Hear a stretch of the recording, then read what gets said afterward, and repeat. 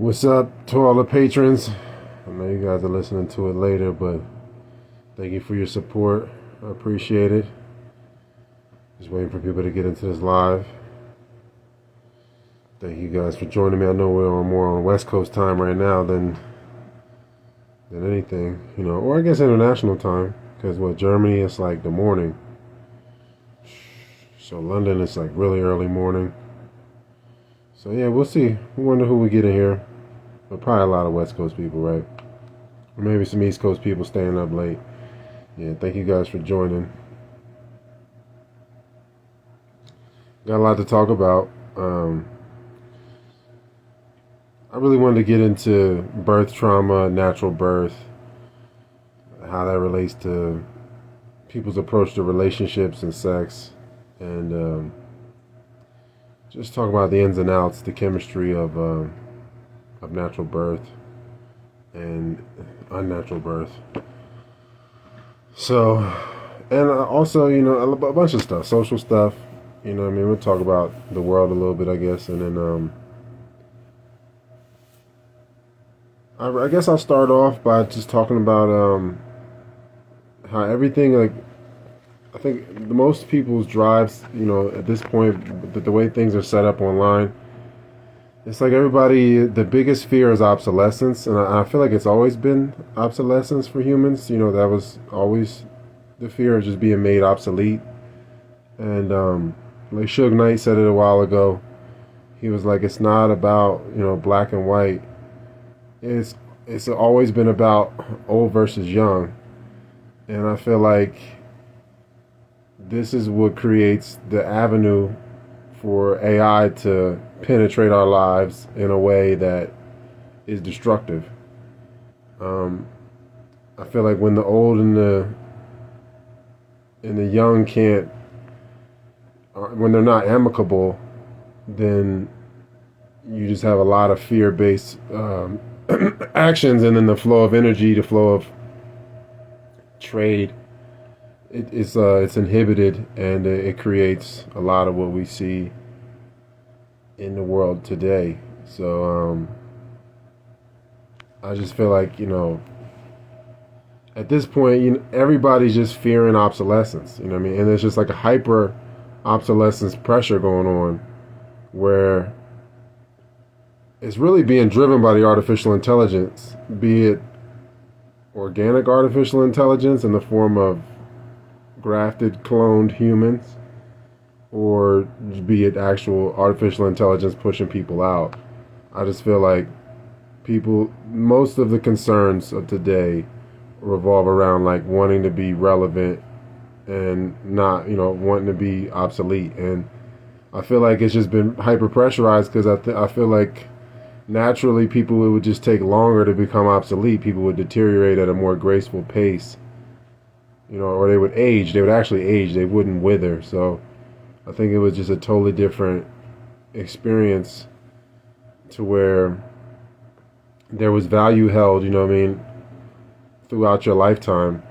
Whereas now, if you're in, if you reach a certain age, you might as well be ancient to the youth now, because the way everything is so pressurized and hyperized, to where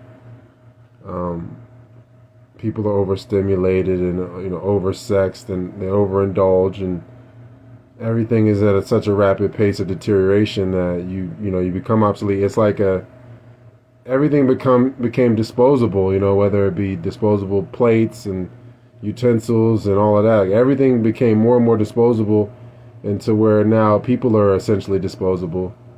And you can see it in the agenda, whether you want to look at Agenda 2030 or however you want to look at it. It's just like the next logical step in the events that we invested in as a collective.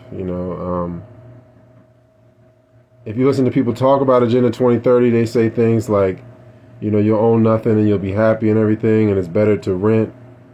You rent, like, it's almost like everybody being a customer of Rent-A-Center, where you rent your TV, you rent your phone. A lot of people rent their phones essentially because they paid a monthly fee. They never really fully own the phone, and then they just trade it in. Same thing with the cars. Same thing with everything, with the houses. Everything is really so temporary, and I can see why people do it, because you really, you can't hold on to nothing, and if you don't know how to repair anything, then you're forced to live like that, because you have no knowledge of repair, of mechanics, or just repair. So what can you do to maintenance these objects? Your dishwasher breaks. I've listened to this one World Economic Forum woman. I was listening to her speak, and she was like, it's better to have a rented dishwasher, because when it breaks, then you don't own it. So then the company, they have to make a better profit, make a better product, and make the price make the prices cheaper, because people won't be forced to pay outright and own things. But anybody that's ever looked at like Rent-A-Center, renting a dryer or washer or TV or something, you end up paying more, man. You rent a car is not the same as owning a car.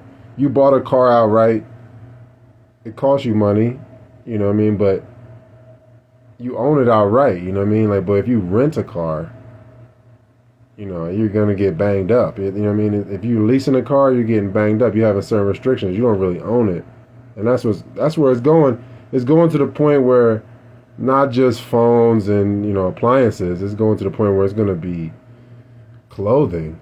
Everything's gonna be rented, like, and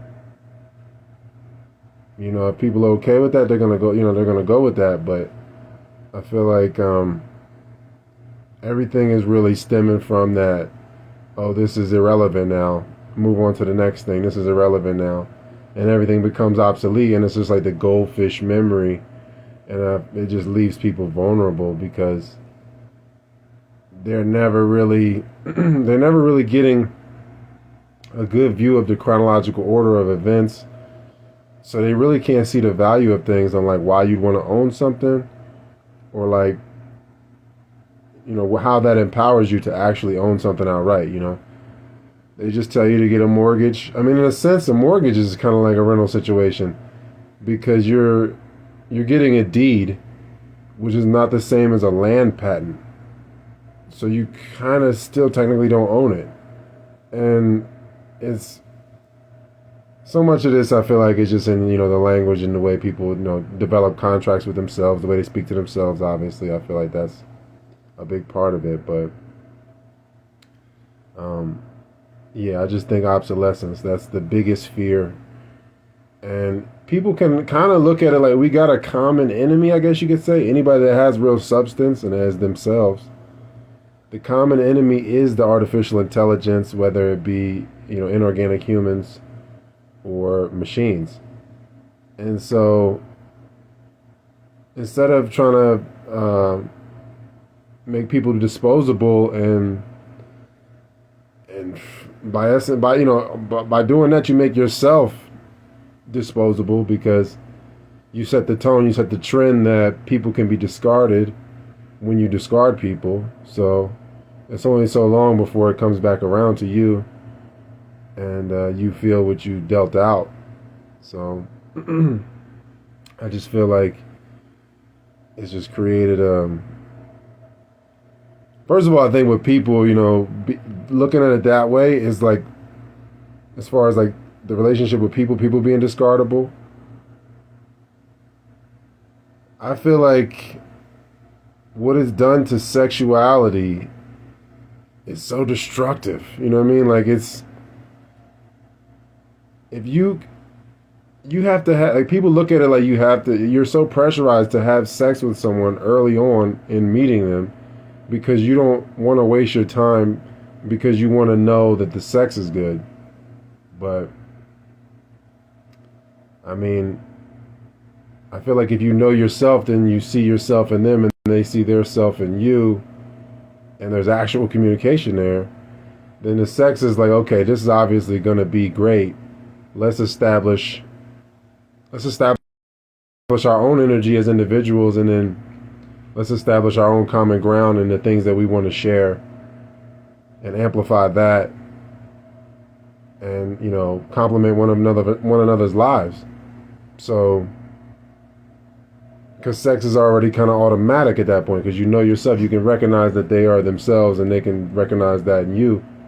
So I just feel like it's what it's done for sex is just it's crazy. I feel like it's totally inverted the compass, where it's made like love too gentle. People miss it. It's too gentle for them. It's not. People are so numb, you know what I mean? Things are so, they need things to be abrasive. They need the sex to be abrasive. They need static because they're so used to static. They're not really used to signal and clarity. So that's why the sex is the way it is. The porn and the sex industry is sold the way it's sold. That's why birth is the way it is. You know, what we're calling birth, you know, channeling beings. That's the way it is, because you know, you think about it, like everything is exactly how it should be based on the way the collective of bloodlines has invested in this experience. We've reached a point where people are so numb that they only really feel pain, but at the same time their pain tolerance is so low. So like at the first sight of any pain they want to muffle it. And that's why you got like epidurals and all this type of shit when it comes to pregnancy or birth, because the way the sex transpired, the beginning of the sex is conception. The end of the sex is the birth. Sex doesn't end until the birth. That's real intimacy, is going through unifying with someone, the trust is established, then you conceive. And then after conception, you're going through a 9-month period of really deep intimacy where things are happening every day, you know, through the gestation process, to where there's really no days off. Every day is special and it means something. And all of that is just missed and disrespected. And most people are created from that. So then it just gets perpetuated, the relationship to sex, because birth is the result, is the other side of sex. It's like when you inhale or whatever, you know, that's one part of breathing, and then you exhale is another part of breathing. When you conceive, when you exhale, you ejaculate and you conceive, you're not coming, you're going.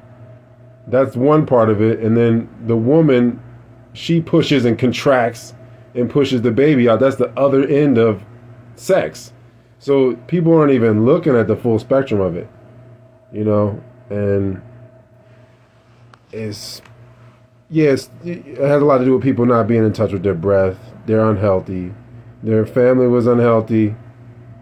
People didn't do their due diligence as far as like biochemistry and pregnancy and birth, natural birth, to where it's created a perpetual loop of damage. You know, and I think it caused a lot of people to get into relationships with people out of familiarity and not really out of real like creation dynamic, you know, like being in the creator position. I feel like that is paramount, like staying in the creator position, not sacrificing that for anything.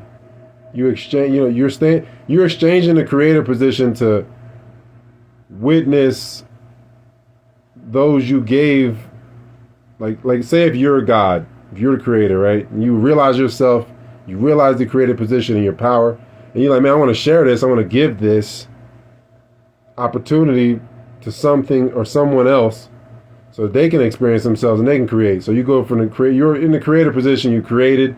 Now you're observing your creation create, you know, and you're not separate. You're just one.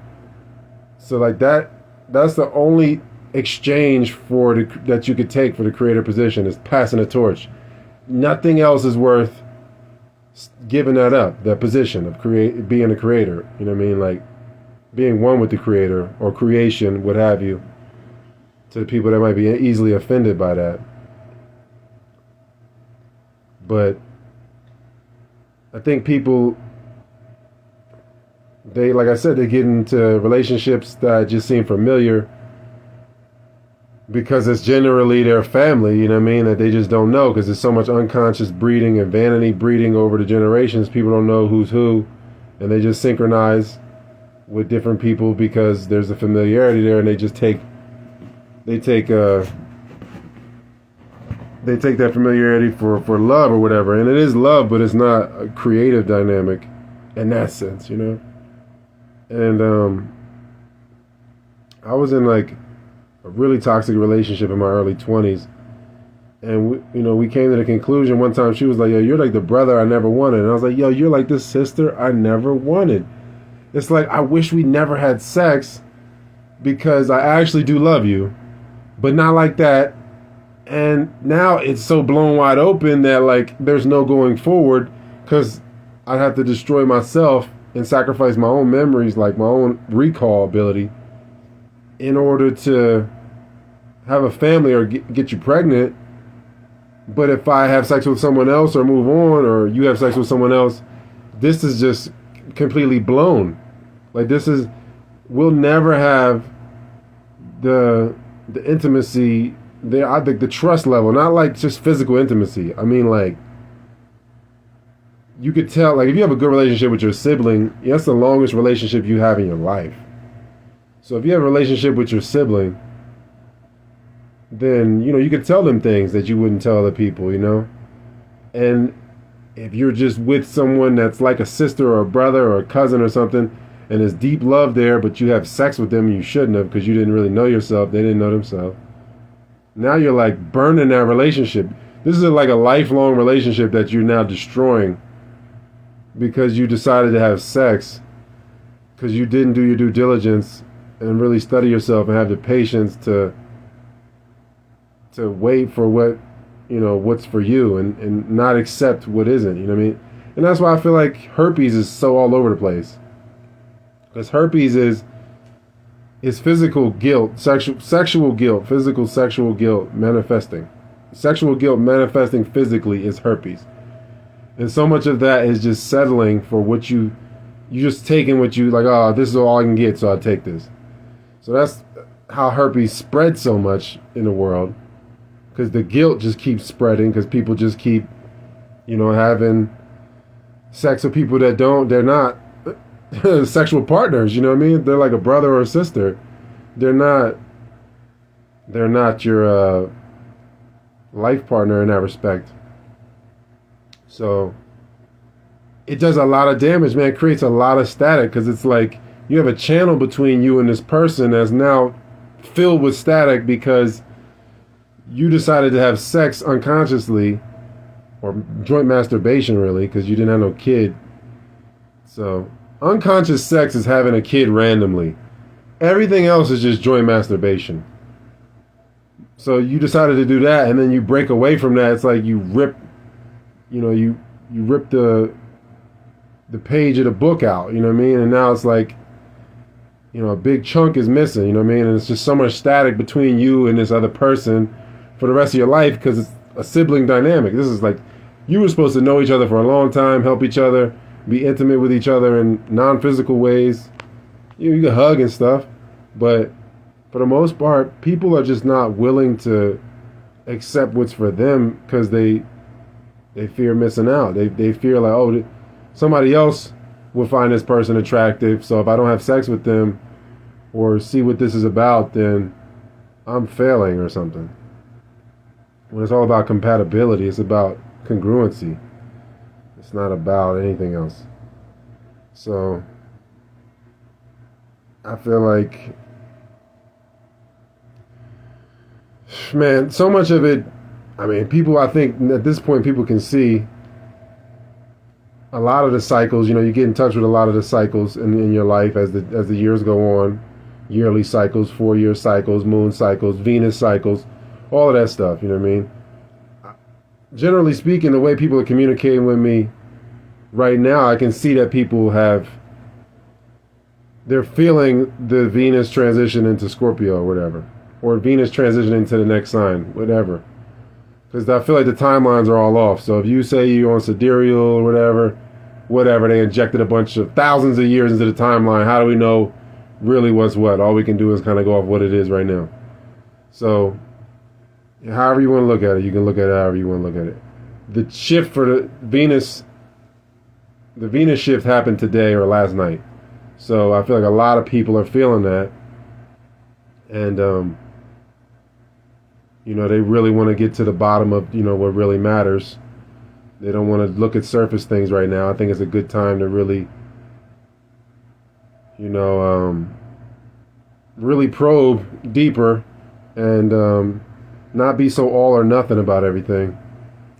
Don't throw the baby out with the bathwater, and really have the patience to examine what they're experiencing and what they're headed for. Because the moon cycles come and go. It's just like expansion and contraction with the lungs.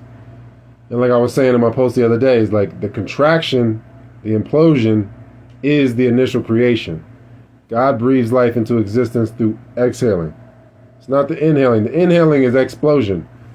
The lungs contract during exhale. The lungs push out during inhale. That's explosion, that pushing out. So through that implosion process, explosion invariably unfolds, and then you get external creation and procession, you know what I mean? So, you look at the new moon, it's like you're going into the depths of your dreams and the depths of your subconscious, into the darkness of your gut, really, of your trance faculty. And then you're going as deep as you can, and like you're bringing that back up, to the surface by the full moon, and then you're, descending back into the depths, just like a sine wave, just like an inhale and an exhale. So, but the contraction is the creation point, and the inhale would be the full moon.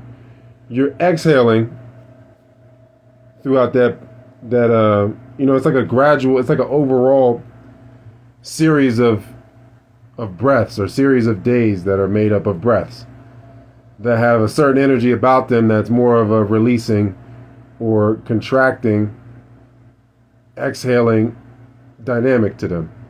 So when you exhale and contract fully, then you can fully inhale, expand, and then you get this illumination through that, the darkness becoming light, the exhale becoming the inhale, and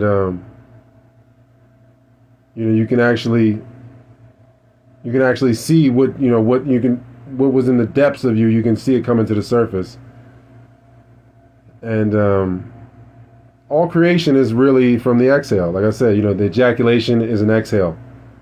The man is going to exhale when he ejaculates. And so when you die, you exhale, because it's the start of the next experience. When a woman is birthing a baby, it's contraction in the uterus. The uterus itself has pacemaker cells. Like the heart has pacemaker, you can get an artificial pacemaker installed, but the uterus itself has a pacemaker faculty, the cells in it.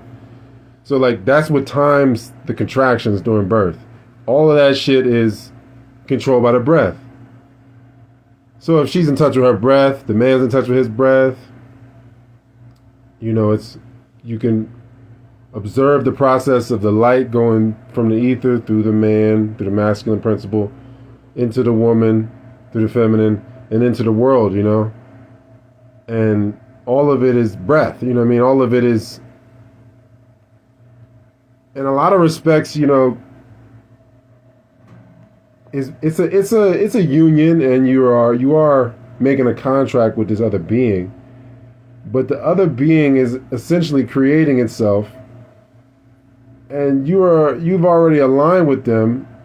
Your true self has caused this alignment because you need it for one reason or another, and you're just observing that. You're observing them create themselves, like. Even like when the baby is, like when labor is being induced, like I think it's like the adrenals of the baby produce a hormone called C19, and that helps induce the labor. So it's a joint thing. The baby is birthing itself, and everybody. And if it's oneness between the mother, father, and child, then everybody's birthing themselves. So, and then the baby's brain is causing a release of estrogen, which makes it even more of a rapid response to where, you know, the birth is heavily underway at that point. And if the adrenals of the mother are compromised, then the adrenals of the baby will be compromised, because, you know, one reason or another, whether it's caffeine or chocolate or just stress, being in the sympathetic nervous system too long, now the baby doesn't release the C19 like it should. This makes the labor longer, makes it more painful. This keeps the woman in the sympathetic nervous system longer, and that makes her uterus contract. All the pelvic muscles, everything in the pelvis contracts in the sympathetic nervous system. But when you're in the parasympathetic, it's a release. So if the woman can stay in touch with her breath throughout the process, I mean before conception, you know, before you even have the physical part of the sex, like when you're dreaming and connecting through the dreams with the being, you know, and making that contract with you and your significant other, and then you have the physical sex, and then you go through the whole gestation process. If the breath is respected throughout the whole, honored, because respect is honor. Honesty is respect. You know, when you honor the breath, when you respect the breath, you're going to be honest with yourself or your true being, you know. And through that process, you have a way more gentle labor. And then the baby come out totally different than the way we come out now, man. Like, so many of the pains just come from the woman being in the sympathetic nervous system and causing her pelvic muscles to contract and not being in touch with her breath. And it causes, like, when the baby doesn't release the C19, then the cervix, the process of getting the cervix fully expanded takes longer. Once the cervix is fully expanded, then a lot of the pain or the discomfort, because it might not be that painful for you, it subsides. Because the woman, she's going to be releasing beta endorphins and another hormone from her pituitary gland, the same one that's synonymous with lactation. And this causes euphoria. So, because, again, sex is the most euphoric thing, and it's the most intimate thing, and sex is the whole process of creation. So, if you're doing things just for the euphoria, then you're abandoning the real intimacy, and you abandon yourself. But if you actually accept the intimacy and the challenge of it, staying present, then you actually get the most significant euphoria you'll ever experience. So, if she's in touch with her breathing, then the cervix dilates like it's supposed to, and then the discomfort subsides, and then all those beta endorphins and the other hormones, the euphoric hormones, get released. And oxytocin too, it's like an opioid experience too, because the body's naturally creating opiates at this point. So she's having like a whole nother level of psychedelic experience, you know what I mean? They should be having it should be a joint experience. I mean, the man, throughout his whole process, sex should be psychedelic, from the dream of receiving the baby or the being that dreams beforehand, then the physical sex, that should all be psychedelic. The whole 9 months should be a magical psychedelic experience, really, by staying in touch with the breath. And then, obviously, having, you know, pushing the baby out. You know what I mean? That's all a psychedelic experience. And, like, unparalleled. Closest thing is death. You know what I mean? It's like, it's a DMT trip. So, you know, oh yeah, it's called prolactin. That's what it's called. The hormone that's released. So, yeah, so anyway, like I was saying, birth is a contraction. All creation is a contraction. So when the uterus starts to contract, when the womb is contracting, and the pacemaker cells, as the contractions get stronger, then the waves, you're getting a bunch of waves of euphoria and energy. And if you know how to breathe through it, then the communication with you and the baby is a lot better. And I really wanted to get into like the whole thing with the placenta. Like, it's a very delicate situation because the placenta is a respiratory organ. It's part of the vascular system of the baby. The blood that's in the placenta is the baby's blood. So if a premature baby is born, 50% of that baby's blood is in the placenta. At birth, around 30% of the baby's blood is in the placenta, cycling back and forth. And as the baby is pushed out, the uterus continues to contract to push the placenta out, and that process creates a pressure on the placenta to where the blood flows out of the placenta and into the baby.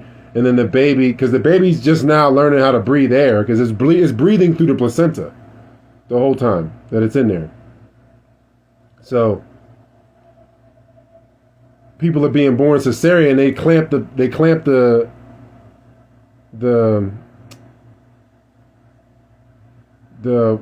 what you call it? They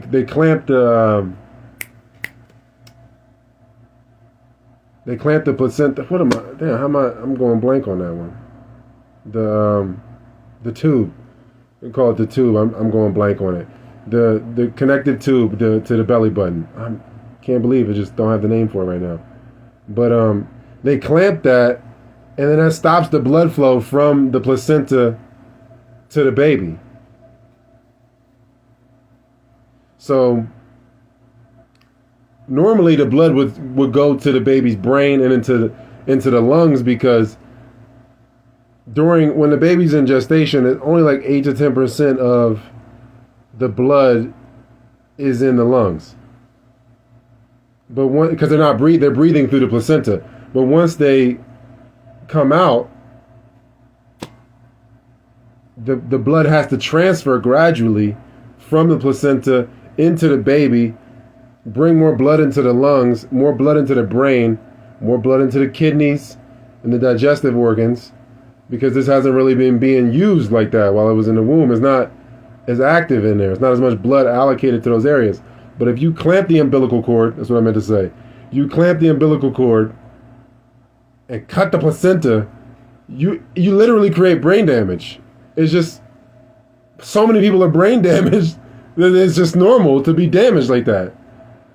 Because it's creating, one for one, oxygen deprivation. The baby can't really breathe. It doesn't know how to breathe yet.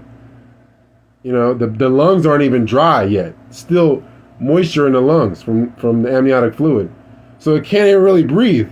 That's why the babies are crying at birth, because first of all, you're taking them, they're supposed to be level with the placenta. That's why it should be a man and a woman doing this together, because the baby's supposed to stay at the same level of the placenta,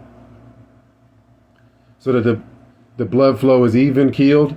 If the baby's below, then the blood pressure is too much blood pressure, and then the blood's still pulsating back and forth from placenta to baby, so it obstructs it. If the baby's too high, obviously the blood's not going to travel against, the supposed gravity, to get to the baby. So now you have an oxygen deprived baby, a hemoglobin deprived baby, and they're just ripe for it's brain damage. It's literally brain damage. It's just some people worse than others, because they cannot breathe. So they start to cry because they're just like, yo, I cannot breathe. You know what I mean? It's fluid in my lung, amniotic fluid in my lungs. I can't breathe. You clamp the blood, which was carrying the oxygen and the prana into my body. You cut that off. I can't fucking breathe. Babies are supposed to come out and harmonize. I truly feel like they should be singing instead of crying. You know what I mean? But all of that shit's cut off. Everything, people not in harmony. So, it is what it is. You know what I mean? The results are what they're supposed to be. And,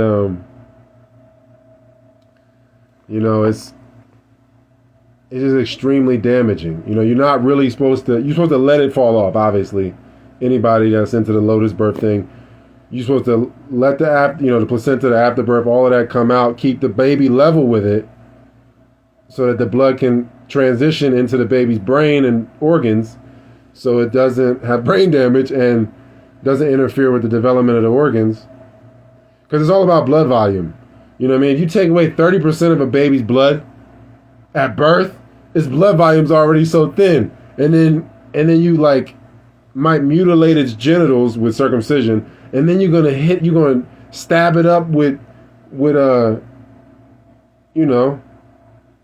stabbies, with the injections, and then the blood is what would combat that to where it could actually have a fighting chance to cope, to try to process all of this. But since now it's low on blood, low air in the brain, it's nothing circulating like it's supposed to. The baby can't even maintain its temperature correctly because there's less blood. You know what I mean? Like, if there's more blood flow, then there's more blood in the core, and the baby can circulate the blood from the core to the skin, to the external tissue, and then back. And then it can stay warm, but if the baby can't do that, if there's less blood, then it's colder, and then it's more ripe for disease. It's because all disease starts from a loss of temperature control. I mean, that's all sickness is loss of temperature control. pH is just controlling your temperature, your homeostasis. So a lot of that has to do with the flow of the blood and the plasma in the blood. And if you let the placenta actually do what it's supposed to do, because if you look into some Africans and some Asians, they look at it like the soul is transitioning from the placenta into the baby, from the mom to the placenta into the baby. And this process isn't completed until the placenta and the umbilical cord fall away. So you can also aid in it. You can squeeze the umbilical cord gently to push the blood through to help aid in it if you don't see it pulsating like it should. And none of that, all of that is neglected. Think about the amount of people around you that was born. Basically, it took them 30 years to come fully into their body. They didn't really, it took them 30 years to incarnate when you kind of could have did it all at once, just off jump. You know what I mean? You were already there fully in the baby body, gradually forming the baby body so that it can house your whole being. And most people in that process of forming their body into an adult or mature body, they're going to get separated from themselves through chemicals and self-hate because they're not even thinking correctly because they're not breathing correctly because their blood flow is compromised because the way they were born, because the way the sex took place, because the parents' relationships with themselves determine their approach to sex and their approach to their breath, because it's like one and the same. So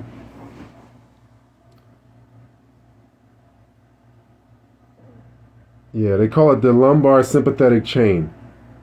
When you stay in the sympathetic nervous system, then the uterus stays clenched. It doesn't really push like it's supposed to, and it prolongs labor. And then you have birth complications. I mean, if you cut the placenta and all that kind of shit, you have more of a chance for birth complications as well. If you go through the process, right, and then you push the baby out, you get you get the placenta out, right, and then because really you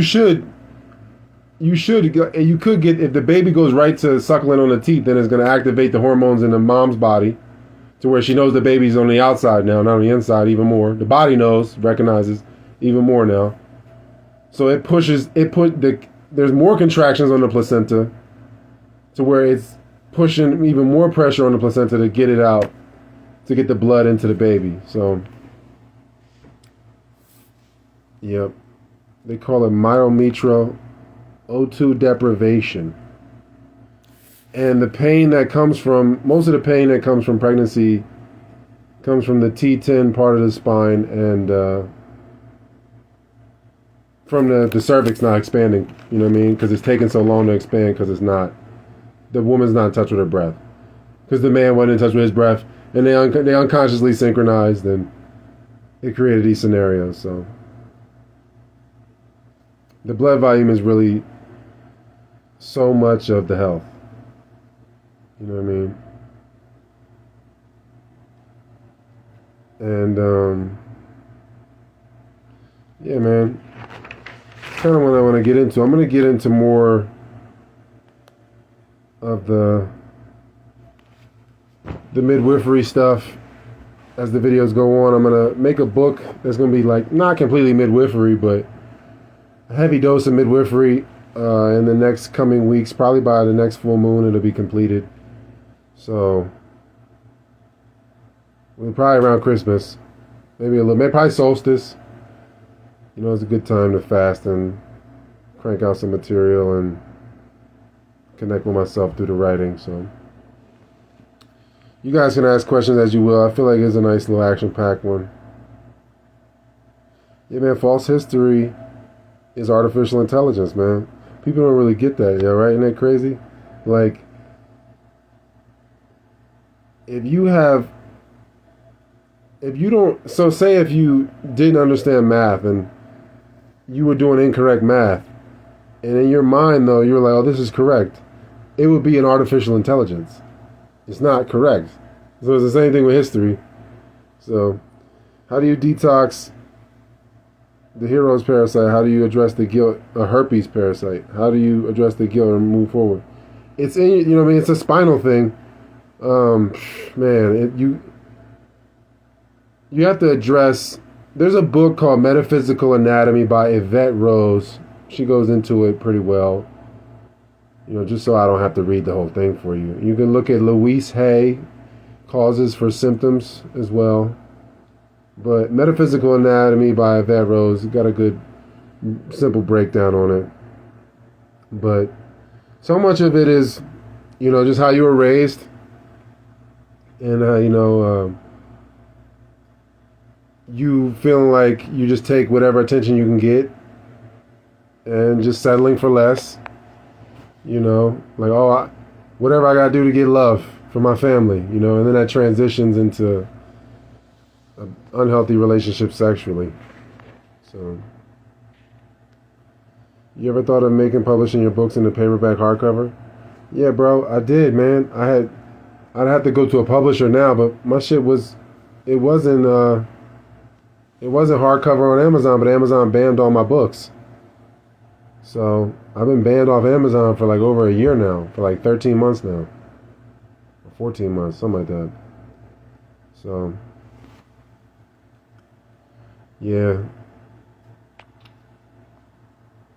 You guys can keep asking questions.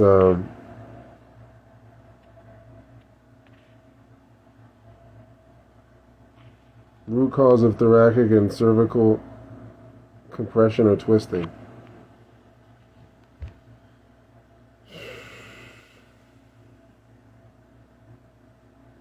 I always say that, and I think it's true, that it's something that's below that creates the knot above. So I feel like people just have to look at it like that, go one step down. As far as the chakras and as far as, you know, even if you're going below the spinal column, you might just have to go to the sciatic nerve. You know, and it might just, it's like a shorted wire that causes you to clench, and then that affects your posture, and then over time that deteriorates your view of life, and then that creates a personality, or a personality is essentially a mood that you can't shake off, that becomes self-actualized, and then that personality comes with it, you know, bunch of cravings, because it's not a complete being, so it needs a lot to sustain itself. And so that usually exacerbates the whatever problem you got going on. So the food is going to be synonymous with the damage, whatever you crave. And I mean, ultimately, it's all about blood flow, blood volume, breath control, keeping the liver clean so that the production of plasma stays smooth. And I mean, that's really about it, man. You know, the flow of breath is going to determine your relationship with your sexual organs.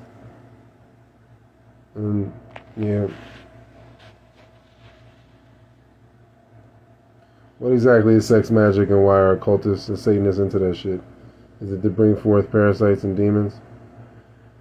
If you rob somebody of their innocence, you get a lot of euphoria from that. And you also, it's like a vampire biting another vampire. You just set them up to, like, they become so numb that they only really feel stuff if they are mistreated that way, or if they mistreat others like that. And it's kind of like this cycle that people are in general with their relationship to sex as of late. And that's why I say people should establish their own energy, man, and look at it like you really want to get in touch with yourself enough to where you know, like, where are my drives for being with this person? Like, why do I want to be next to this person or inside this person? Is this a creative drive, or am I just really trying to get the euphoria and attention to fill some void in my life, you know, to ignore some area that I need to be maturing? And I just think, yeah, people gotta establish their own energy. These people that have generationally not established their own energy, they've been living off of parasitic. Their dad's a parasite, they live off their dad, and then they're going to have a kid and be a parasite, or like it's just a chain of parasites. Their dad works with a company that's a parasite. It's it's a chain, a parasitic hive mind. So, like, they never establish their own energy. You know what I mean? To where they can tell, like, the difference. Because, like, when you establish your own energy, you don't really want nobody to give you anything. You want to do it for yourself because it feels better that way anyway. When somebody gives you the shit, it generally doesn't feel good. Like, especially if, like, you had an opportunity to actually do it yourself. So I just think that these are people that have never, in generations of their existence, have never established their own energy. They're, you know, to where they realize it and they can say, like, okay, this is me, this is my energy. If I take on some other energy, it's going to create like a vacuum. It's going to create like a loop, like where if I vamp somebody, if I accept energy that's not designed for me, then somebody's going to rob me of my energy. Somebody is robbing me of my energy and using me to rob others. But people don't understand that because they never established their own energy. So there's no natural energy there. It's the living dead, man. It's like a straight monotone dead energy. You know what I mean? It's not. I don't even know if you can call it monotone. It's just you know what I mean? It's just a dead energy. You know what I mean? Like dead organic. That's like what inorganic is. It's just a dead organic. You know what I mean? But it's totally a different position. You know what I mean? Like sex is supposed to be a reduction of yourself. Or your idea of yourself. You're reducing your concept of yourself, dwelling in reality, humbling yourself so that you can receive creation, receive yourself. And, you know, that's what Pharaoh used to always say, negation is creation. And I was always like, yo, reduction is production. Because, and I think that, the whole, if you look at the Tree of Life stuff and the Osiris and Isis story and with Horus and everything, it's this negation creation process, you know what I mean, where people are reducing to create. You know, it's an implosion that causes the creation. You know, you look at the tree of life and you see like, okay, this thing started from one, and then the oneness reduced itself into pieces, and that created this perspective of many, but it's really just a reduced oneness. So I think that the tree of life is a great graph to where you can see that concept. You know what I mean? Because the body is an expression of that pattern too. So, but yeah, sex magic, man. I mean, it's people are hypnotized. You know what I mean? People are generally hypnotized. Like, you know what I mean? And the parasites don't know that they're parasites. Some of them do, but a lot of parasites don't know that they're parasites. So they just know that there's somebody upper echelon or bigger, supposedly bigger, really smaller parasite has control over them. And if they don't rock the boat, then they'll get some of the scraps of that energy that parasite consumes. So they're sacrificing energy at an altar. Their body has become an altar, and the lamb is the person that they're slaying. And you know, you get some power out of it, but it's a sacrificial power. It's not like a wholesome. It's like having power over others. You lose power over yourself. That kind of power. How can one reverse the damage done by being pulled out in a C-section, or rather how to renew the vessel? Man, I think everybody should study midwifery. I think it's more important to study that than pretty much anything. Because you can really get into biochemistry. You can really revisit what you went through by looking at the whole gestation process and the whole birth process, getting that perspective. Because you can see like, oh man, this is what happened to me. This is what was done to me. You know what I mean? And I feel like I didn't have any like idea how much my body was bothered by birth until I started reading up on it. You know what I mean? I had no idea that this shit really irked me. It made my blood itch to even read some of this stuff. And I was like, oh, well, I'm glad, because now it's like a compass, like to let me know, like I got to keep going in this direction, because obviously there's discomfort here. There's unreconciled parts of me that need to be repaired. And I just feel like, you know, you got to really put yourself as close to creation as you can. Whether you in a band, or you draw pictures, or you got a girl and you're going to do the damn thing and you're going to have a baby, or your sister's having a baby and you just want to be there for her as much as you can, or your brother, so your cousin, whoever, you put yourself in support of creation to where you're part of that, and you can see where that puts it in perspective of where you are and where you always been, who you are, what you are. You see your place the closer you get to creation, because that is eternity. You know what I mean? Creation itself is eternity. So like, the closer you get to it, you recognize your position and your place, and then there's a lot of cessation of desire, and then you can once that's gone, once the desire is subsided, then you can really investigate and feel yourself and communicate with yourself and see what you need to work on, and what areas of you that are just numb and detached and are just offline, so that you can reconcile those areas. And I think that's really the only shot you got. I mean, some people are going to have to go through the whole process of undoing the damage by vicariously doing it by having a conscious birth.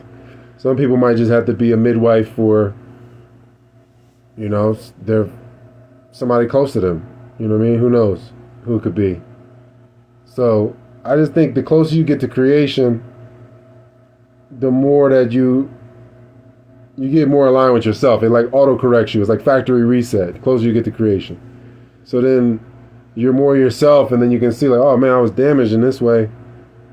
I can really have a communication with myself. A lot my signal is clear with myself. So I know what steps I have to take as far as restoration. You heard of some dude who dry fast for like 21 days consecutively? No, I have no idea. I don't know, man. If I ever get to that point of dry fasting for that many days, then I have a take on it. I mean, I can't really say nothing about it. I haven't dry fasted for no 21 days.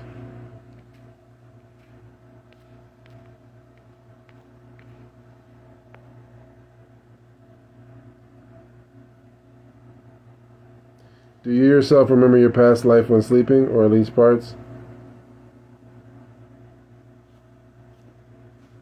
I don't really like the word sleeping. It's like charging. You know what I mean? It's like resonance. Picking up signal. Yeah, aligning, you can call it too. But yeah, for lack of a better word, yeah, sleeping. Yeah, when I'm in a REM state, I experience other generations, or if you want to call it regenerations, other generations of this spirit that I'm in. Yeah. If there's any contrast, you know what I mean? It's just the ones with the contrast get remembered the most. That's why you have to fully investigate yourself, challenge yourself in ways that you're not comfortable, so that you can live a different life, a life of non-attachment, so that you can generate some contrast between one life and the next, one file and the next, so that so it's not all just duplicates, and there's some contrast there, and you can get perspective to where you can see, like, oh man, I'm a timeless being. Okay. But if it's all the same, then you're just going to be in time, perpetually in time, in the bounds of time. Is holding your breath underwater for as long as possible a good breath control practice? I mean, whatever gets you in touch with your breath, man. It's more so like when it levels out, when your breath levels out and you're just, I don't know, going to the store or driving in a car or walking down the street or whatever it is, you want to have some conscious connection with the breath still, to where you can recognize it. So whatever brings that about is what it's all for. No, I do not eat meat. By parasite, do you mean astral entities or thought forms or physical worms in our body? Well, thoughts become, like beings, they call archons thought forms, right? But that's what I'm saying. Like, if you have a worm, that's the physical manifestation of a thought or of a spirit program. It's like you got this persona that has this language it communicates in, and all these limitations, and that persona has desires, and those desires create an atmosphere within your body that manifests parasites that are synonymous with those spirit programs or those personas. So there's no separation between a metaphysical and a physical parasite. Thank you. Yeah, LSD to me is liquid LSD. To me, if you can get it really clean, then to me, I like that. That's my favorite psychedelic. I haven't done psychedelics. Last time I did anything was mushrooms, and I did like microdose, and that was like in March. And then I did acid last New Year's. But I feel like the only thing about acid is it destroys your endocrine balance. It fucks with your melatonin so much. It fucks with the dream flow. They're like, yeah, I feel like I get a lot of insight, and it's almost like Molly with colors. And my body doesn't feel any pain because all the endorphins, because all the dopamine. So it's great, you know what I mean? The euphoria is great and everything, but I'm sacrificing my dreams and I do get insight, and because it kind of blurs the line to where you're kind of in a dream now, to where shit can like through osmosis kind of fucking seep through, and you can get a lot of insight while you're on it, something like that. And I think it's helpful, and until it's not. And for me, I feel like I value my dreams more. I'm not saying I'll never do acid again. I don't know. I don't really want to make hard statements like that anymore, because I feel like it creates an againstness. If I never did acid ever again, I wouldn't be surprised. You know what I mean? I feel like psychedelics and things like that, for me, I think I'm more prone to habitually using them, but at this point in my life, I don't know if that could ever happen again. I feel like enough of me has incarnated to where I don't know. I don't want to test it and try to, see like, oh, well, let me see if I can get away from myself. So I don't think I need that right now. But, yeah, I mean, like, oddly enough, like, I feel like if I was ever to do anything of inebriation, it would be something that I don't enjoy, or I didn't enjoy, because I just knew it wouldn't be something I would perpetually do. You know what I mean? Or something that I just never did before, you know what I mean? I never did peyote, so maybe I'll do that, I don't know. I'm just not really thinking about that right now.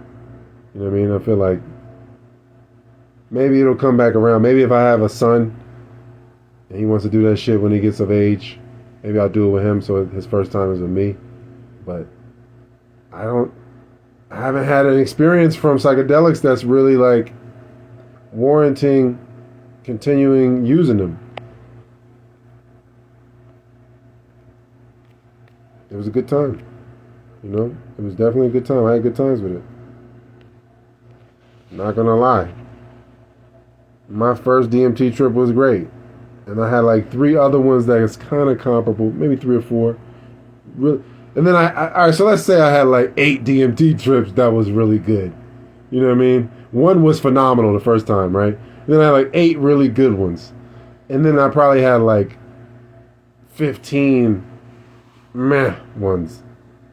So now I'm just like, my body knows like we ain't dying. I ain't releasing this DMT. I'm not triggering. You ain't getting no DMT out of me. My body knows. So no tricking it now. What tasks or hobbies can you name that bring around being in touch with conscious breathing? Painting. Paint a wall. Do anything. You know what I mean? Build a shed.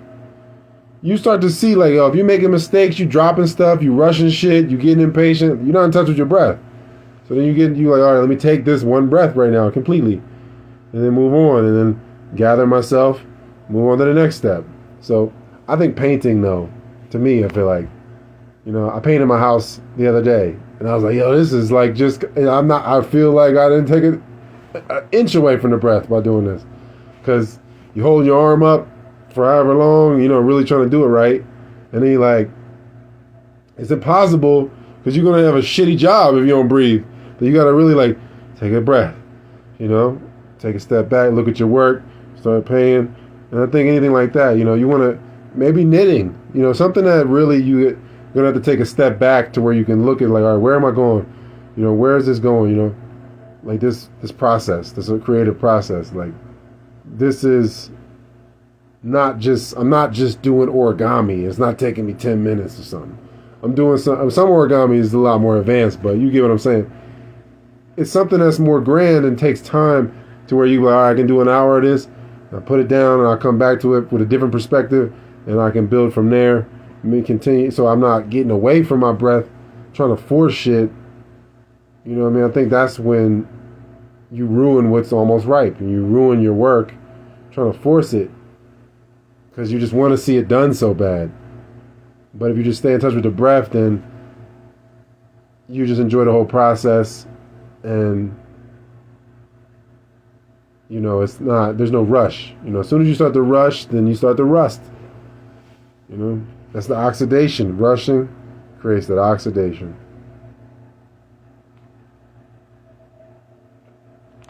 What's the difference between an archetype and a spirit program? Arc means dark. So it's archetype, dark type. It's the organic. Like, you look at something organic, it's going to be a lot more ripe, juicy. You know what I mean? You can see it's vibrant. It's just vibrant, right? And then something that's more away from the organic is going to be more pale and less vibrant. So you can just see off of that from the visual end of it. Some people have archetypal structures, though. You know, like there's pale American Aboriginals just because they've been vamped so hard. You know what I mean? And so the structure's there. It's like the frame of the house is there, but you know, it's not robust like it should be. You know, the walls ain't thick. It's paper thin. It's not like it should be. The house isn't finished. And it's like one time Aziz Ansari, he was like, oh man, I don't fuck with white babies. They're like unripened babies. That shit was too funny, yo. He's not funny to me no more. He had 10 jokes that was funny like in 2014. But that was funny. That's one of them. But yeah, like an archetype, man, is like primal, original. It's more broad. It's something that's more narrow is more chipped away at. Like if you look at if you cutting something out of stone, you look at a block of wood, or if you're carving wood, or you got a block of stone and you're making a sculpture. It starts off as a blunt, broad object, a block or a stump. And then you carve away at it and you make it more and more narrow. So that's kind of where we, if you can see it in people or even in animals, whatever, the features break down and become more narrow and just not robust, not full features. So broadness is, broadness in the face is one of the symptoms, I guess you could say, one of the signs of being archetypal. But people have been cloned to such a degree at this point that it's dark-skinned people that's clones, essentially, through the vanity breeding process. You got dark-skinned people that's they ain't got that much neuromelanin, and they might have a broad face, but it's like one of them Hondas. They got the Lamborghini. You can get a Honda, but we get the Lamborghini body kit, but it's a Honda on the inside. You know what I mean? And so some people was like that. You know what I mean? And so it's hard to judge things as they cover, but like 9 times out of 10, you know what I mean? I would say you can see the signs pretty clearly by looking at the person if you know what to look for. I'm gonna do a video where I get a bunch of pictures of people, right? I gotta do one of them videos where I get the screen pushed up on the screen with me on it, and I'm like, look, this is a celebrity, this is American Aboriginal, or this celebrity, this is a Moor. You know what I mean? This is a celebrity, this is a Shemite from Asia.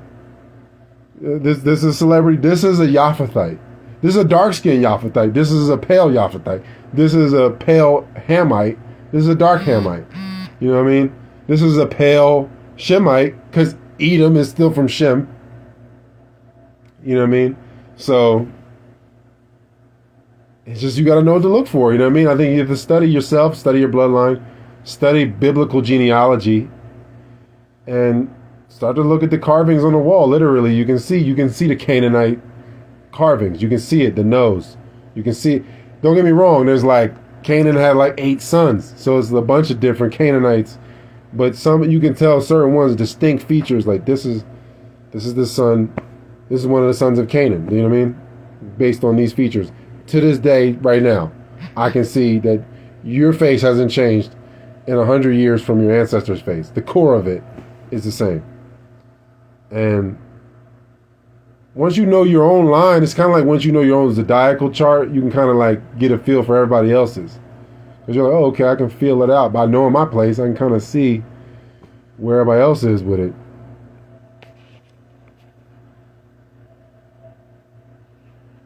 What is beyond distractions? Peace, superpowers, etc. Yeah. Supernatural, super regular. Superpower, this should be just regular. To be in alignment with creation and being one with the Creator. That should just be regular. How do you feel about the illusion of power in jobs? Employee, manager, owner?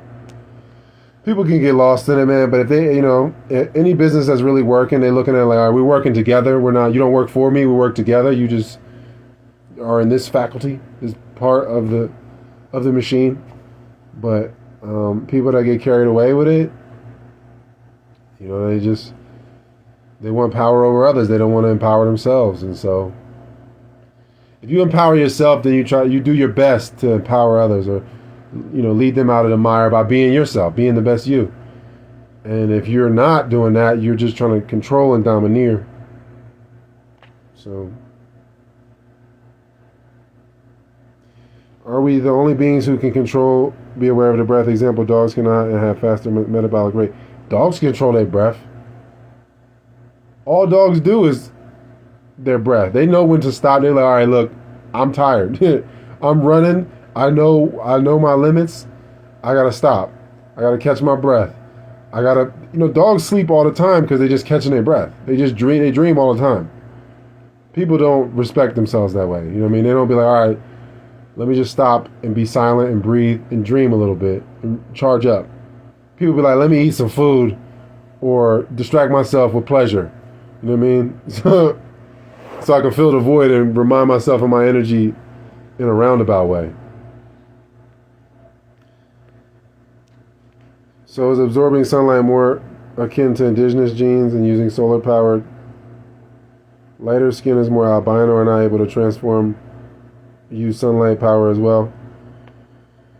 Yeah, man. It's eumelanin and pheomelanin.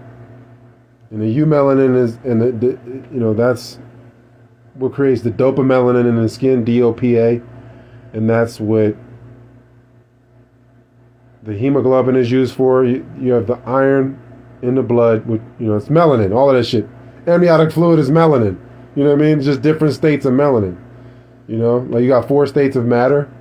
Melanin has a bunch of different states. You know what I mean? So you got hemoglobin in the blood, which is melanin. And that's, there's an iron atom at the center of the hemoglobin. And iron's magnetic, it attracts the light. And then once the light comes in to the, through that attraction process, that's pretty much the same as photosynthesis. It's just magnesium is the central metal in plants, whereas in humans it's iron, which is stronger. So it's the same thing. It's similar structure. 4 atoms surrounding 4 nitrogen atoms surrounding a iron atom, or a magnesium ion in the case of chlorophyll. You know what I mean? Because that's the structure of chlorophyll. The structure of melanin is the iron in the center with the nitrogen atoms around. The iron attracts the light. The light is metabolized, and that powers the atoms. And through the particle collision process, the light comes into the system, that heats the system up. It causes the particles to bounce off of one another. The hydrogen in the body's mostly water, which is mostly hydrogen. The hydrogen in the body collides with itself rapidly, which causes a production of helium.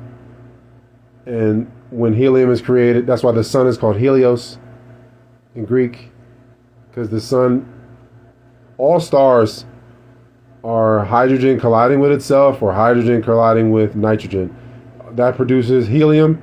When helium is created, it creates a spark, because energy equals matter. So it's a reduction process, because the mass of the hydrogen is reduced when the helium is produced. It's a negation or reduction of the hydrogen that produces the helium. The byproduct is helium, and the byproduct of the helium creation is light. So hydrogen collides with itself. In that collision, it scrunches. It reduces itself, and that creates helium. And that collision, that whole process creates light, because Energy is matter. So when the mass is reduced, it's turned from matter into energy or light. So the hydrogen collides, it's reduced, because reduction is reduction, and that creates light as it contracts essentially and produces helium and light. It's not that there's any real reduction, it's just that it's a transformation of the hydrogen into light and helium. You're transforming hydrogen into light and helium. And so that's why people are suns, or that's why they are souls. They're solar. And of course, many of us are lunar or have been bound by crossbreeding with NPCs that are lunar. And it's a different dynamic, different relationship, with physics, but ultimately it's still a processing of light. One is like cold fusion and one is like heat fusion, hydrogen fusion, but it's still some sort of collision and fusion producing light, and thus sustenance.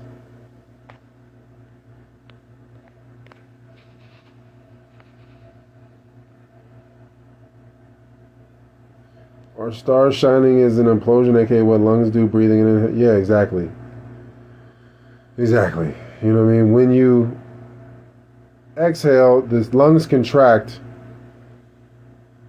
and then in that contraction process, you fully contract, you allow the explosion. So the implosion is the star, imploding, or they become supernovas or whatever. They implode and then they invert into a star again. So it's just the same process of life and death, or incarnation and dormancy. Should we be eating more raw foods and more electrical ones such as fruits, veggies, and nuts for proteins, more alkaline? If you want to have nuts, you should soak them, just to get the phytic acid out of there. And, I can't tell you what to do, man. I think it's a reduction process. You want to reduce the amount of ingredients that you require to be sane. And sanity means sanitary or clean. So whatever you have to do to gradually reduce those ingredients to where you can be sane. That's the process. I can't tell you what to do or how to do it. I'm not here to tell you what to do. I'm just here to express what is. Yeah, nuclear. Again, it's the same thing too, you got nuclear DNA that you get from your father, right? Because you don't get the mitochondrial DNA doesn't transition when the reaction happens between the egg and the sperm. The mitochondrial DNA from the sperm cell is destroyed in that reaction. So only the nuclear DNA survives, and then you get the mitochondrial DNA, which is like your energy generating part of your cell. It processes the light. So your energy, a lot of it is, the energy regulation, because the light is the sperm and the regulation of the light is the egg. That's what maintains it and sustains it. So like the body is the egg and the spine and the brain is the sperm, you know what I mean? It's like the central nervous system is like the light, and the body's kind of like the ballast, keeping the light going. And so you get your nuclear DNA, that's the core DNA of the plant. You can plant a cucumber seed anywhere in the world. It's going to give you cucumbers, That's why people can try to crossbreed all they want. You're going to create what you are. You know what I mean? And if you do have a child that is somehow don't really take your appearance, then it's from the other bloodline. It's from them, from your significant other, from their line. It's not from you. So you have to work on your bloodline. That's why I say people should work with their own bloodline to advance their own bloodline, and gradually make the transformations to to stay sane, to stay sanitary, and spiritually clean, metaphysically clean, as you could say, so you can be physically in order. So you got your mitochondrial DNA is inherited from your mom, and so like a lot of the times the steadiness of your energy is determined by your mom and your relationship with your mom and your relationship with the feminine. You know what I mean? And if your energy is erratic, then your mitochondrial DNA probably is mutated, and you just have to work on the epigenetics to restore order. Definitely have to do that to restore the Y chromosomes and the nuclear DNA for men. It's definitely an inside-out approach. You know what I mean? Whereas mitochondrial DNA can be affected more so by outside factors. You know what I mean? Be it radiation, all of that can mutate the mitochondrial DNA. Whereas like the nuclear DNA, it's a lot more difficult to penetrate and alter. So that's why the women are under attack in their respect. Everybody's under attack, but they know that if they can make a hectic environment, a damaging environment, then the mitochondrial DNA will be destroyed gradually, and people's energy will be tampered with, and they won't really realize themselves.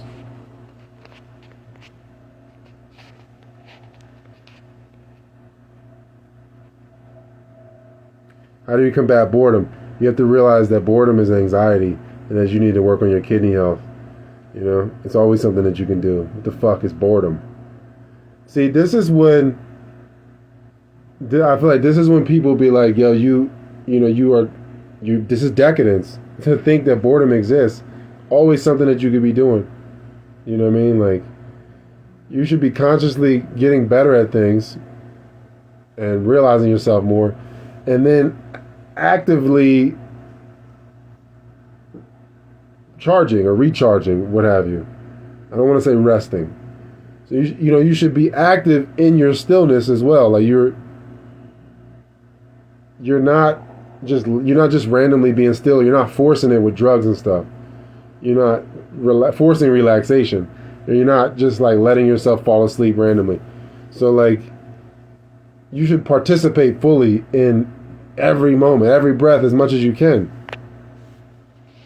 So a lot of it's kidney health, though, for boredom. It's just anxiety.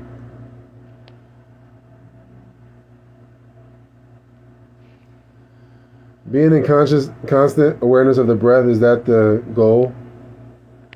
I mean, that's the mechanics of it. You know what I mean? Like, that's the result of staying true. And because there's no way you can stay in touch with your breath if you aren't, like, if you're in touch with your breath, then you're in touch with your energy, and then you don't invest in certain things to where you overextend yourself, and then now you lose touch with the breath because now you're doing things that, a lot of compensation. Everything's for you're compensating all the time. You're not really being present and like moving forward and taking on the next task to move forward and learn something.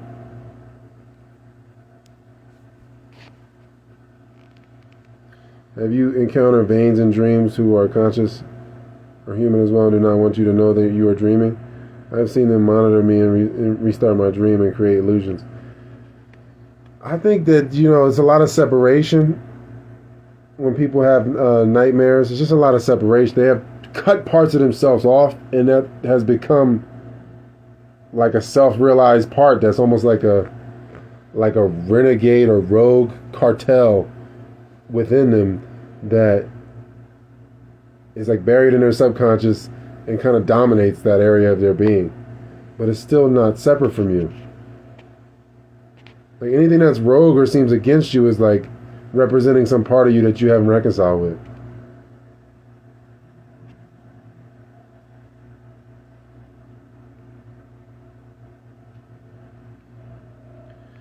You can tell a person's being ran by a spirit program by how present they are in their actions. How much care is there, man? How much curiosity do they have to get better? Care comes from cura. It means it's curiosity. You just want to see, like, how can I make things better? Is it possible for me to get better? And that's why I tell people like to step into the maybe zone sometimes, because you might not know enough about yourself. So maybe give yourself the chance to really find out something, because maybe you aren't as bad at something as you think you are. Maybe you aren't as weak. So maybe just say maybe, you know what I mean, and give yourself the opportunity to investigate. So, are we in the more primal dimension of the universe, more of a trial and error playground of God? No, this is prime means one. That will be the base reality. You know what I mean? This is a dream within a dream. I was in a dream within a dream last night, and I remember being in a dream within a dream. It was like, I was just dreaming about you in my dream that was within this dream. That's crazy.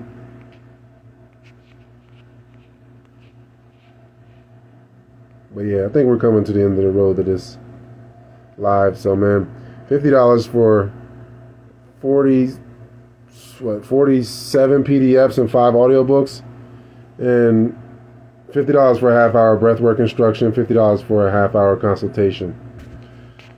So, and my Patreon, patreon.com/Taylor Durden. Patreon.com/Taylor Durden. The name of the Patreon is Light Club, like Fight Club. It's like Tyler Durden, Fight Club. It's like Taylor Durden and the Light Club. So, it's $4 for the basic tier, and it's $13 for the Ultra Prime or Ultra Premium videos, I mean. So, if y'all ain't got any more questions, I think I'm going to head out. So, enjoy y'all evenings. And, yeah, man, patreon.com/Taylor Durden. Got one more question. You were saying something with about saying sorry as a reaction from shame when you're static breakthrough. Yeah, people are just inclined to say sorry because they carry a lot of guilt, man. I don't think you should misappropriate sorrow. Just like you shouldn't misappropriate love or hate. Really no use for hate, really, in a lot of respects. Bad fuel.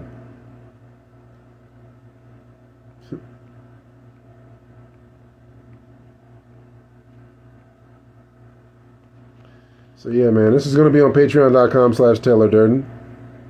I'm gonna put it on the Instagram and right now post it. And I'm gonna take it down, put it on Patreon.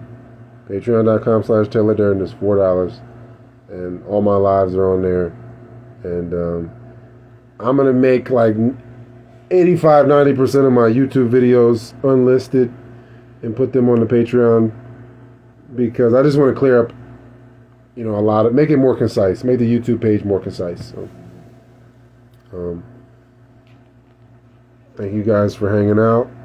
I got one more question.